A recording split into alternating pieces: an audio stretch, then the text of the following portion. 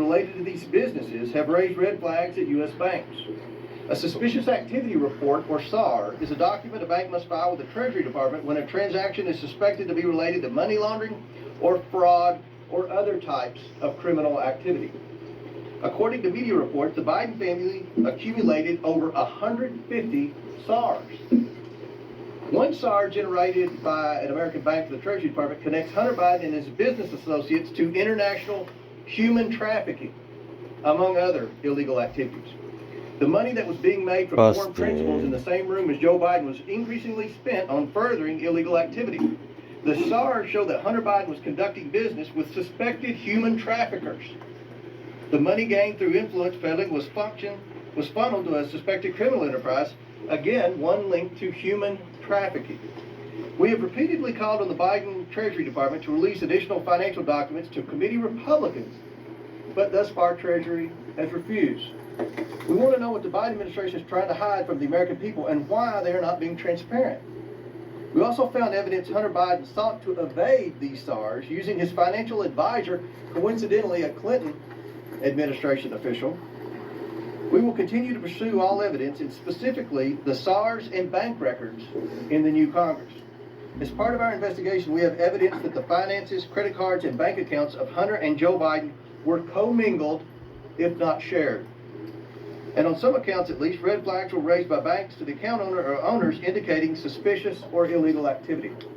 One of Hunter's closest associates, Eric Sherwin, was accessing Joe Biden's money and writing checks to reimburse Hunter. Sherwin arranged the Biden's international deals around the world. At the same time, he was a frequent visitor to the White House and Joe Biden during the Obama administration, visiting close to 30 times and sometimes with international business partners and Hunter, according to Hunter's calendar. Sherwin was also the president of Hunter's company and was appointed by President Obama to a position in the administration. After an apparent falling out with Sherwin, Hunter began coordinating business himself, and increasingly the deals brought in Joe Biden as a direct equity holder. One of these deals involves the sale of American natural gas to China. Evidence suggests Joe Biden had a 10% equity stake through his son. To China. And behind Glenn and Mantonia, Andrew China. is a map from Hunter's Mr. laptop. Biden. This was a PowerPoint presentation on his laptop. The Chinese that they use in working with the Chinese. Now let's think about this for a second.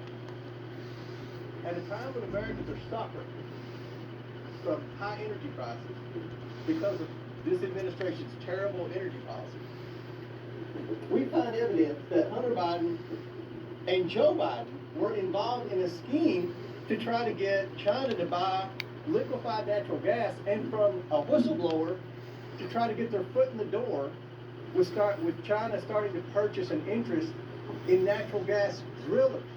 Now, people are in outrage over China buying farmland in the Dakotas. What about China starting to buy into our American energy industry at a time when we have an energy crisis because of the bad policies of the Biden administration? Now let that sink in. Hunter brought in millions of dollars from this deal from entities tied to the Chinese government. In emails obtained by committee Republicans, Hunter wanted keys made for Joe Biden and Jim Biden, his office mate. He provided Joe Biden's personal cell number and called him his partner. The other partners in that deal were two people closely tied to the Chinese Communist Party.